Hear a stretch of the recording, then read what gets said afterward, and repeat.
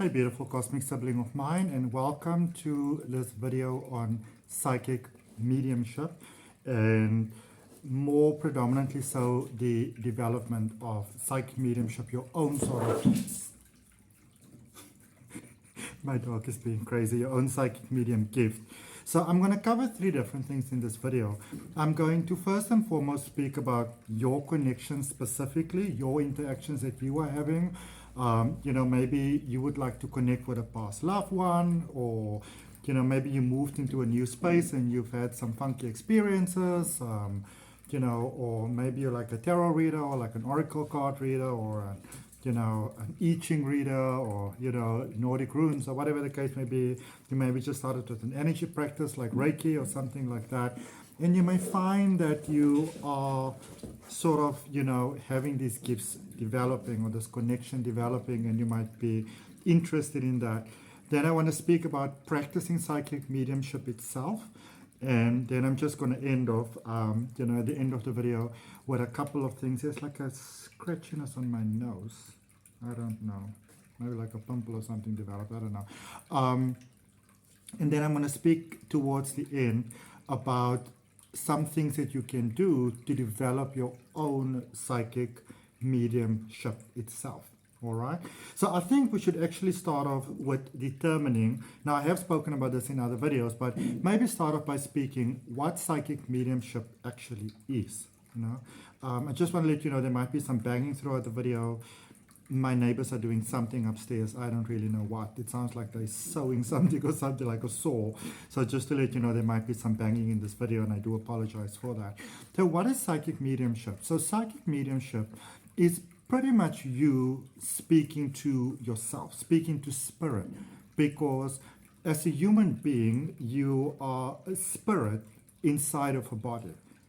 And when you connect to what we call the other side, we're typically connecting to spirit that is not in a body, or that might be in a lighter body, to what we currently are. So just to maybe sort of debunk just a little bit there with psychic mediumship, sort of like right out the gate there, that the idea that we often have is that psychic mediumship is a person that specifically speaks to the dead, which is true, but that's almost like containing it in a box. It is really you speaking to spirit. So this could be to other beings, that be connection to plants, or to animals, or to the elemental realms like fairies.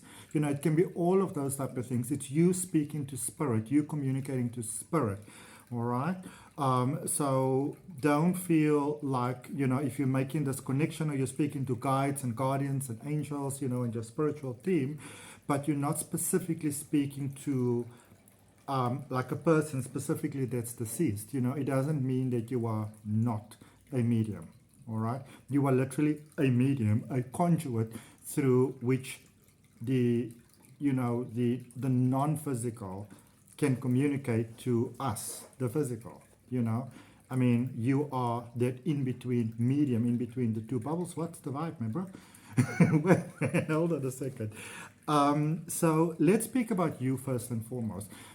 Because especially if you've been watching this video up until now, then chances are that you may have had some experiences, some interactions, and you might be a little bit in doubt there and saying to yourself, is this just my imagination, and all those type of things.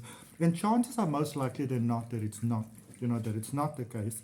For those of you that don't know me, my name is Adrian Nelson. I am a psychic medium, tarot reader, regression hypnosis practitioner, Reiki master, crystal healer, NLP practitioner, teacher, coach, life transformation practitioner, etc., etc., etc.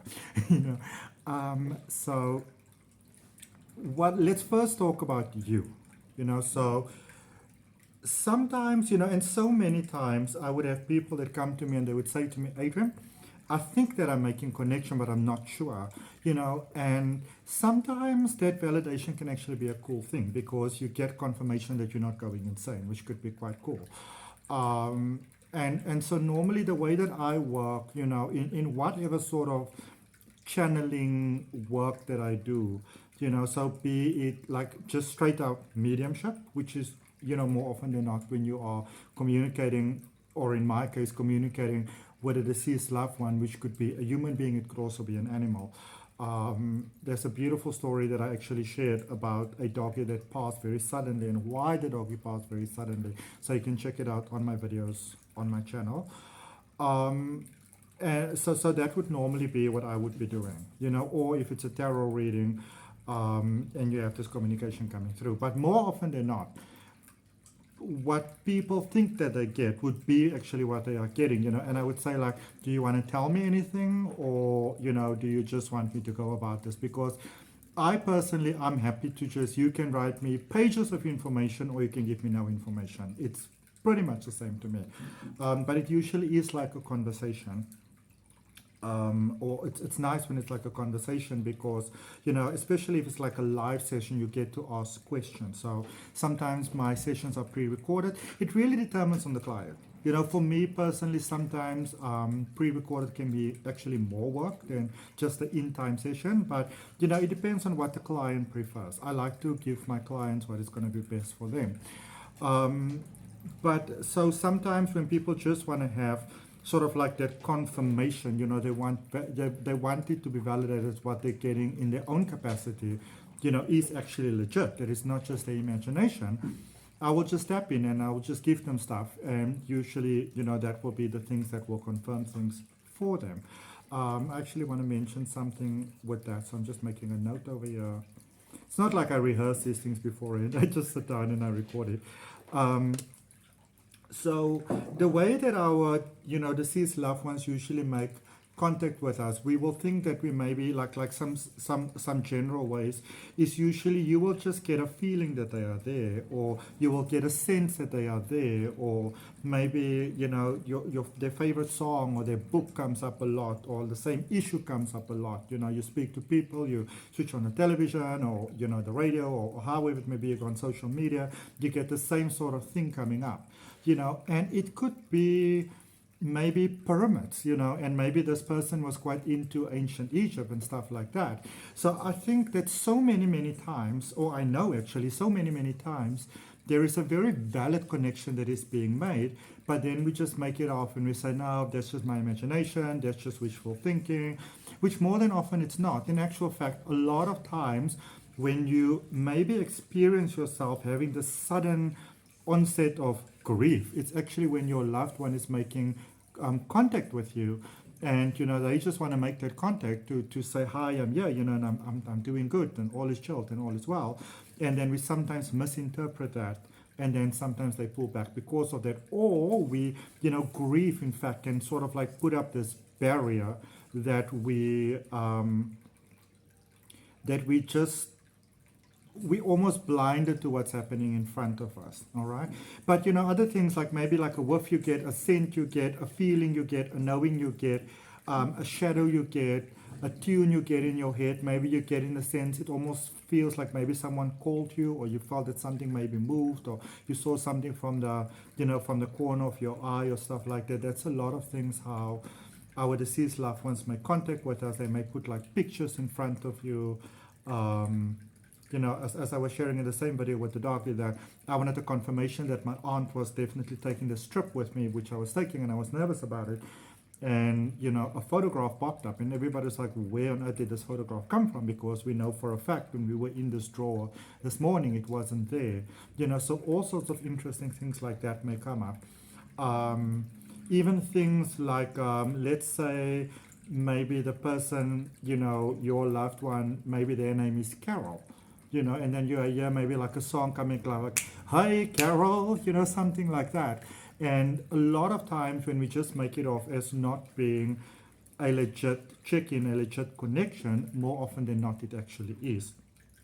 Also, what I want to maybe discuss with you just on your side, if you have maybe recently moved into a space, or it's almost like you become aware that there might be like another entity that lives in the space, I've never been the biggest fan of, this, like when it comes to space clearing, going in there and it's, all incense blazing and crystals and, all chants and things, we're going to get rid of this bad energy type of thing. Because remember again that everything is here. I mean that quite literally. Everything is here. You know, your deceased loved one they just don't have a body, but they're not off somewhere else. You know, they sort of, yeah, they typically have things to do, but they pretty much, yeah. You know, so if you maybe, you know, experience yourself maybe being in a house where, you know, you might have the experience of, you can call like a ghost or a lingering spirit, and, you know, sometimes they can be really freaking annoying. But the thing to bear in mind with that, especially if an energy doesn't always know that they passed, or you know, maybe they still have some unresolved issues, because I think a lot of times we have this idea that, you know, just because somebody passed, that they are suddenly very love and light and very benevolent, which in majority of cases is how it is, but that's not necessarily a, you know, a definite for that's how it's going to be. It's not always like that, you know. And a lot of times the personality that a person had in this lifetime will pretty much be the personality they had in the other lifetime as well. Okay, so let's maybe just move from there to if you practicing you know, psychic mediumship, so you want to practice it, you maybe want to develop it, and this could even be you just within your capacity. Maybe, you know, you've lost someone you'd like to connect with, or you've just become aware of maybe these developing senses, because psychic mediumship is something that everybody has. Psychic ability is something that everybody has. Every single person. You know, it can just be developed more in others. Some people just have it more profoundly, but everybody has it. I've been saying it in other videos. I'll repeat it again over and over and over.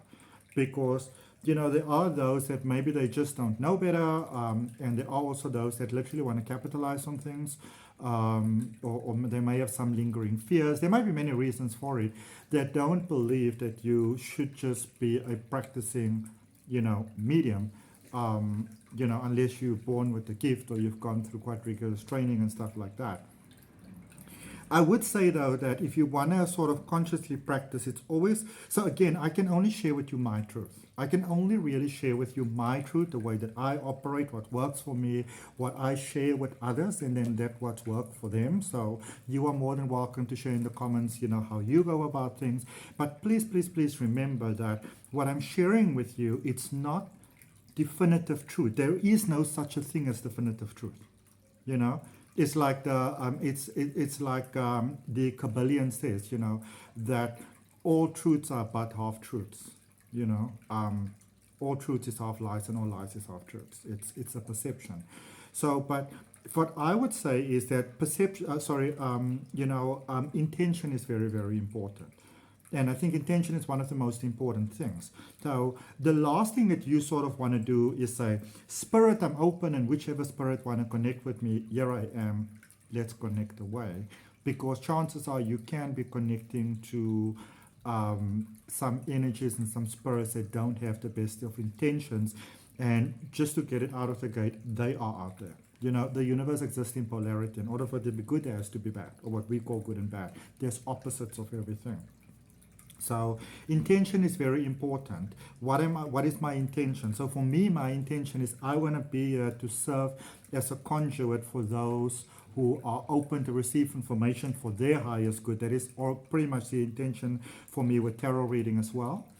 And in that sense, and this is something very big to remember, that if you do a session for someone else, that it's not about you, it's about them. So it doesn't always make sense to you, but it will make sense to them, you know. And I have had a recent experience where I really felt that I shouldn't be saying that, but then the following day, you know, the clients actually came back to me. They asked me a very direct question, and the very thing that I was thinking to myself, oh my goodness, I shouldn't say that because that really seems like stirring and it seems so unnecessary, was actually what they needed to hear. So I'm going to say, trust that what you get is what you should be getting. You know, I think it's very, very important. It's very, very important to remember that, again, you know, when you, for example, deal with a human being, you know, you're going to say, hi, how are you doing? You're going to have respect and that sort of thing. When you deal with spirit, you really want to sort of take that same route, you know. I think a lot of times we have this idea like, yo, I want to talk to you, you know, pop out and that sort of thing. But remember that spirit inside of a body, what we call human, and spirit outside of a body, what we would call a soul, it's still the same thing. And you still want to have that, that sense of respect that you will have for another person. Because here's the thing to remember, that even though everything is right here, in the same way that human beings don't always feel like talking to you, spirit may not feel like talking to you, and even with the same thing with personalities. Like, so let's say, for example, so I'm a Cancerian, and I'm like one of those people, like, I don't just want you knocking on my door and start speaking. I'm going to be highly annoyed. In spirit, I'm probably going to be very much the same, So what you also want to remember is that, and this is a big thing to remember, and I think if you're going to practice, this is something that you want to share with people as well, is that, let's say, for example, a woman, a mother wants to come in and she maybe want to speak to a son, or, a man wants to come in and wants to talk to his wife, or whatever it really may be, I would never recommend that you make these definite promises that, I can definitely connect to that person, because that person might not want to connect with you, for whatever reason. And also remember that just because somebody has got a burning desire to connect with someone on the other side doesn't mean that that is to their benefit. So in my case, where my intention is to do what is for your highest good, if it is not in your best interest to make that connection, then chances are that energy is not going to step forward. So I would always rather say, I'm open to receive messages from whoever, and that could be an actual personality, like a person, like an animal, or that could be a spirit guide, that could be an angel, it doesn't necessarily, it doesn't always happen that it's just a human being. All right, so if you maybe begin to practice and, you get that, then, and you feel like this person wanted to specifically connect to this specific person and you didn't get that, please don't make things up. There is always a reason for that, and trust that it's for the highest good. You want to practice some energy practice, though, with all of that being said. So first of all, when you come from the heart, you come from high vibration, and then typically you will connect to good energy anyways. But, it's still a good idea to maybe, use some incense to like cleanse the space, before and afterwards, to thank the energy for connecting, to send it back to where it's coming from, to disconnect. And if you're not familiar with that, then that is something you want to look up, because you don't want energies attaching to your auric field, because even if it doesn't have to be this horrible, terrible, sort of draconian energy, but with energy connecting to us, spirit connecting to our energy field, you can typically feel yourself being very drained afterwards, and that is a lot of times why these sessions can make you feel very, very tired. So it is important to let the energy, to release the energy, let it go. So intention first to release the energy. Come from the heart, come from light, and really keep that ego in check, especially when you start to get really good things, like very on-point sort of things. It's very easy for the ego to run away with you, okay? And I'm also going to say, trust what you get. So, sorry, what I typically find, and what I would typically find that would happen, please give me one moment. Thank you.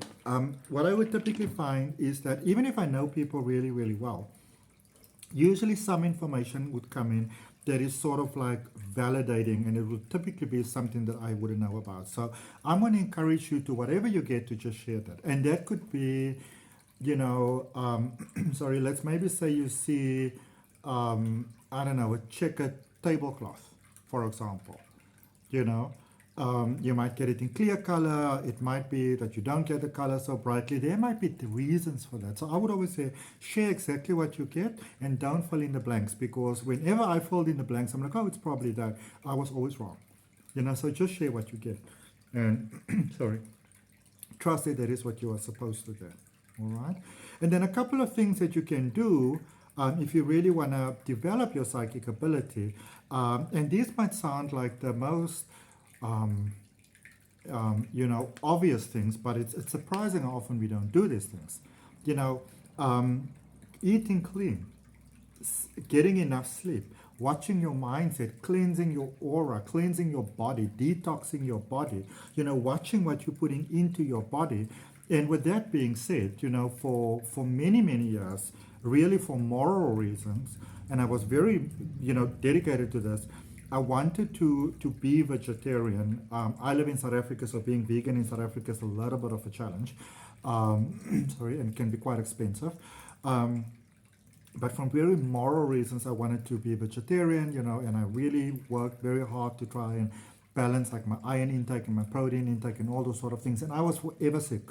I was forever sick, and my weight was fluctuating, and then I had this problem, then I had that problem, until I just said one day, well, who do I have the first responsibility towards? Don't I have it towards myself, And then I actually found out later that because of actually my blood type and stuff like that, I am meant to eat meat. I'm not put together in a way that it doesn't work for me, and I didn't want to accept it for many, many years.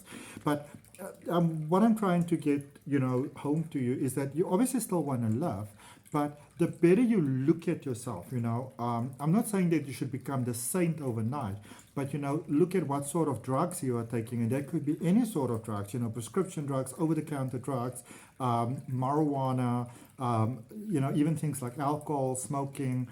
All of those things have a negative impact on your energy field, on your body. And remember that this energy is still flowing through your body, through your consciousness, through your filter, okay? Now, obviously, I'm not recommending that you give up, sort of medication that's important to you. That's not what I'm saying, You can maybe speak to a qualified health practitioner or nutritionist, but somebody who really knows what they're doing. There's not going to be some fly-by-night that's going to tell you some fluff in how you can maybe, cut out certain things or find alternatives for it and stuff like that.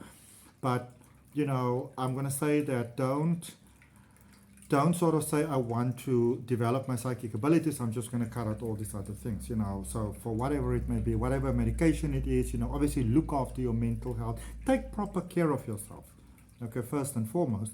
But, cleansing the system, meditating, walking barefoot outside, or at least barefoot in the house, or, sometimes some people don't do so well with that. Maybe, like, for example, I'm sitting down at the moment, so I'm barefoot, I'm barefooted. Keep some plants around, speak to the energy, say that I'd like to develop my, my intuition. And even though everybody has natural, psychic ability, natural psychic mediumship, sort of like flow and things like that, you might benefit from maybe enrolling in some sort of coaching or, self-development, releasing maybe emotions that are, blocked emotions, blocked traumas and things like that. They also sort of lower our vibration, which makes it more difficult for us, to connect in a stronger way as we possibly can. So I will say, set the intention again, and I don't even want to say find a spiritual practice, find a self-development practice, a healthy, balanced self-development practice. That might be very, very beneficial to you. And just trust it what you get and have patience with yourself. Don't feel like you have to be like this sort of like cannonball that just has to shoot out there and be all amazing. And I'm also going to say, don't compare yourself to other people. Don't compare yourself to the people that you see on television and that are, writing books and having podcasts and whatever, because we don't know how much those people may have needed to do to get to where they are, So I'm going to say, don't compare yourself to other people. And it's almost like, sometimes when people are interested in singing, for example, they compare themselves to the people that can hit the highest notes and hold them the longest and all those type of things. And then funny enough, sometimes you see those people singing live and then they don't sound like they sounded on the record, So have faith in yourself, have patience with yourself, and sort of like just know that this is a normal thing and allow it to almost develop on its own terms. Something I think to bear in mind, and it's the most interesting thing, it's that for me at least, and I was speaking to a very good friend of mine last night as well, and we were, we were speaking about how interesting it is that the information flows very freely when we just allow it to flow. So even something great that you can maybe practice, which can really, really help you, is lucid dreaming, for example. Just literally daydreaming, practicing your own imagination. And again, it doesn't mean that what you get is it's fake and make believe, but practicing your own imagination, practice visualizing. So let's say, for example, you've got this pencil in front of you, and you maybe look at the pencil, and you look at the details and the whatever on it, and you close your eyes and you see how much you can recall, and it's not a game of a comparison against anybody else. It's just to see, what can I recall? And then looking at it again and say, oh, I didn't see that, or oh, I remember that, and that sort of thing. Just trying to visualize what you've seen, even if you're not a very visual person, because maybe your psychic ability is not even so much seeing, it might be a different sense, You might want to try maybe some other things. So if you kind of imagine, don't make it a thing, but just imagine, play with it. Imagine if you could maybe see with your sense of smell. Or if you could see with your sense of touch, or if you maybe imagine that you are blind, or you lose your sense of smell, I mean, you can even imagine, or even if you have, if you're sick, you don't want to put too much pressure on yourself, but you can even, if you have a flu, or you've got a congested nose, or you imagine that you've got a flu, you imagine that you're losing your sense of smell or taste or both. And you still like to have an idea about, say, maybe what the food in that pot is like. How would you perceive it differently? Imagine if you connect with those colors, if those colors maybe had sound, which colors do, that's what really determines which color it is. It's got vibration. So if you imagine that you could maybe even see what your sense of hearing, what that might be like. Maybe practice a couple of those things and see how that goes. And just speaking to spirit. Remember, it's you speaking to you and saying, I am very keen to develop my psychic connection, my psychic ability, my psychic mediumship connection. And I would say trusting that what you get is true, trusting that what you get is legit, and instead of, if you want to second guess yourself, this is how I'm going to recommend that you play it. So when you're thinking, oh, this is just a lot of stuff that I'm probably just making up in my mind, instead of saying, oh, well, this is probably just a whole lot of, bonkers I'm making up in my mind, saying, oh, maybe it is, but maybe it's not.